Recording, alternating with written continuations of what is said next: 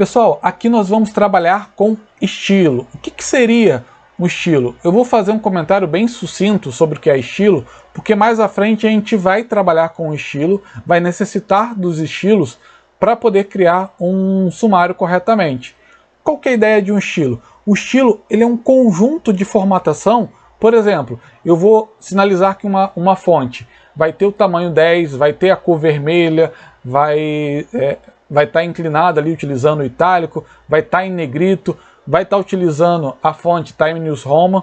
Eu junto esse conjunto de formatações e salvo como um estilo. A partir daí, eu posso selecionar uma frase, uma palavra ou várias palavras e aplicar aquele estilo. O que significa isso? Ao invés de eu ter que a cada palavra, a cada frase nova, eu ter que formatar tudo isso de novo, não. Eu vou selecionar a palavra e vou aplicar aquele estilo. Como eu falei, mais à frente a gente vai testar, exemplificar isso daí. Pessoal, depois dos estilos, eu tenho a fonte. Eu vou escolher aqui uma bem conhecida nossa, Times New Roman. Observem que não mudou nada. Por quê? Ele só vai mudar se eu selecionar a palavra. Se eu não selecionar a palavra ou a frase, ele só vai fazer a alteração a partir daquele ponto onde está o cursor. Ah, cursor? O que é esse cara? Cursor é esse caboclo aqui que fica piscando aqui e que indica aonde irão acontecer as ações. Por exemplo, se eu selecionar aqui Ensina Teu Filho, se eu trocar aqui para Nunito, ele fez alteração. Se eu vier aqui e voltar para Arial, observem que ele não fez alteração porque eu não selecionei a palavra. Do lado da fonte, eu tenho o tamanho da fonte. Eu posso aumentar, posso diminuir, tanto aqui no mais ou no menos, e posso, por exemplo, digitar o tamanho da fonte que eu quero. Do lado aqui do tamanho da fonte, eu tenho o negrito, que ele realça, né, a fonte, deixa a fonte mais grossa, mais parrudinha. Eu tenho o itálico, que ele vai deixar a fonte um pouquinho inclinada. Eu tenho a opção de sublinhar. Tenho a opção de trocar as cores, né? E tenho aqui a opção de marca texto. É como se fosse um ponto que eu quero destacar ali naquele texto.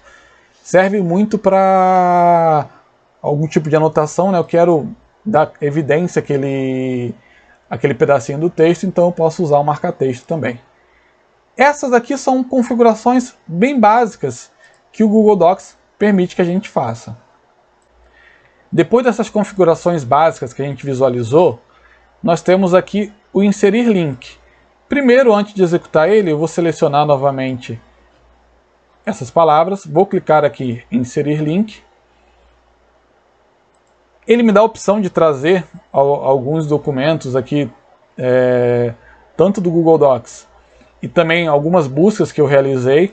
Eu vou colocar aqui na verdade um link que é da onde eu tirei esse texto aqui do Frei Beto.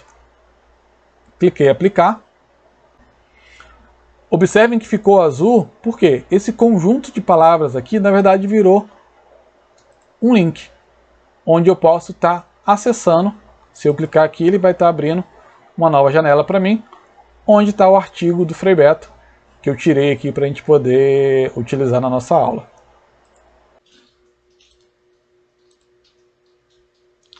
Continuando o nosso passeio pelas ferramentas do Google Docs, ao lado da opção Inserir Link, nós temos a opção Adicionar Comentário. Essa ferramenta é extremamente útil nas revisões de texto e também na hora que você for estudar. Por exemplo, se você está lendo um livro ou um artigo através do Google Docs, leu um parágrafo e quer fazer uma anotação nesse parágrafo, é bem simples. Basta você selecionar o texto, a frase, a palavra, o parágrafo que você queira e vir na opção adicionar um comentário. Vou clicar nela. Observe que ele já marcou aqui a parte que eu estou comentando e vou colocar o meu comentário aqui.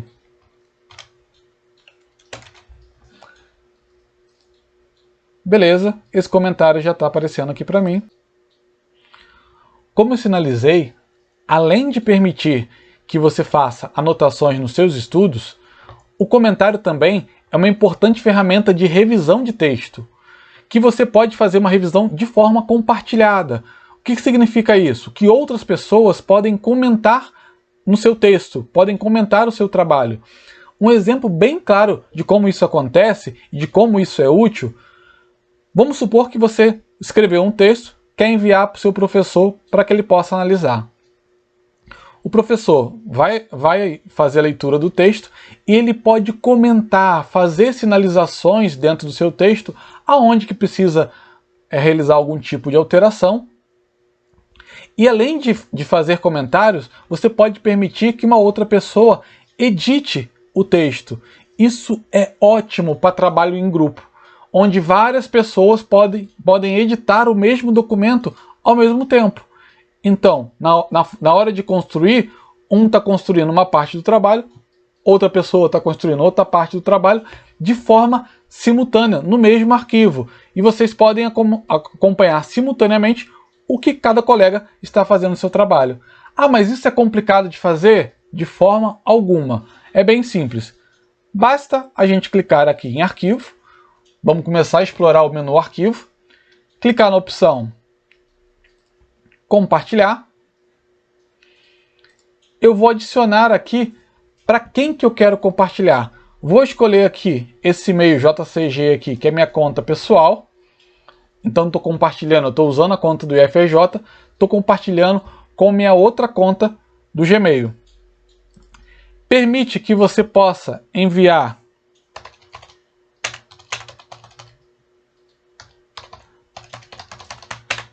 uma mensagem, como eu escrevi aqui, teste de compartilhamento. Ele sinaliza aqui pra gente o que essa pessoa, para quem eu estou compartilhando o meu arquivo, vai poder fazer. Ele pode ser um simples leitor, então ele só vai conseguir ler o documento, ele não vai conseguir fazer comentário.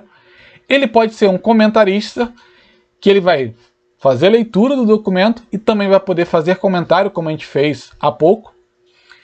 E ele também pode ser um editor, que permite que a pessoa também edite, faça alterações nesse documento.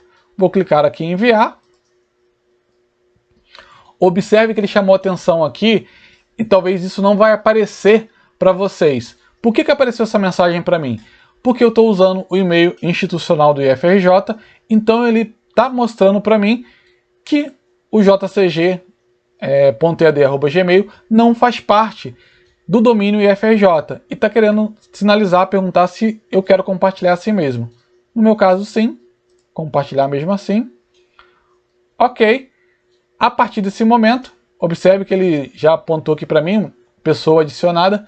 Esse texto pode ser acessado tanto pela minha conta do IFRJ, quanto pela minha conta pessoal do Gmail. Então, se fossem duas pessoas diferentes, né, eu poderia estar editando de maneira simultânea o meu trabalho. Ok? Então a gente viu que comentário é extremamente importante, extremamente útil. Seguindo ao lado do comentário, eu tenho aqui a opção de inserir imagem. Eu posso inserir uma imagem que está no meu computador ou no celular, fazendo o upload.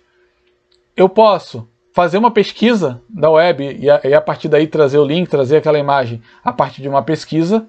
Isso é bem legal, que como está o Google Docs é uma plataforma do Google, logicamente está interligada ao mecanismo de busca do Google. Eu posso escolher uma foto, uma imagem que esteja no Google Drive ou no Google Fotos. Posso colocar uma URL. Se eu já sei o endereço de onde tem aquela imagem, eu posso colocar. E também posso ativar a minha câmera e tirar uma foto aqui, fazer uma foto imediata aqui através dessa opção. Ao lado da opção inserir imagem, nós temos 4 opções de alinhamento de texto muitos de vocês já devem conhecer. A primeira é o alinhamento à esquerda. Normalmente os textos já vêm por padrão alinhado à esquerda. Quando a gente inicia, tanto no Word, no Google Docs ou no BR Office, normalmente vem alinhado à esquerda. Eu tenho o alinhamento centralizado ou alinhamento ao centro, muito utilizado para títulos, para poemas. Eu tenho o alinhamento à direita. Vocês vão lembrar desse alinhamento que é muito utilizado para colocar data em documento, em cartas, por exemplo. Se costuma utilizar bastante o alinhamento à direita. E tenho o alinhamento justificado, que ele é muito parecido com o alinhamento à esquerda, né, porque ele está alinhado à esquerda, mas ele também está alinhado à direita. Aí como que é feito para que ele possa alinhar das duas formas? E vamos enxergar aqui primeiro a diferença entre esses dois alinhamentos. Observe que o alinhamento à esquerda, como a palavra empregaram não coube aqui em cima, ele simplesmente deixou um espaço e colocou a palavra aqui embaixo. Já no alinhamento justificado, ele também coloca a palavra aqui embaixo, mas ele alinha também a margem direita. E ao alinhar a margem direita, para que ele consiga fazer esse alinhamento, o que ele faz? Ele aumenta o espaço entre as palavras. Às vezes isso é de forma quase imperceptível, mas aqui embaixo, na segunda linha, a gente consegue visualizar. Observe que na primeira linha, o espaçamento entre as palavras está um pouco menor do que na segunda linha. Por quê? Ele necessitou aumentar esse espaçamento para poder fazer esses dois alinhamentos.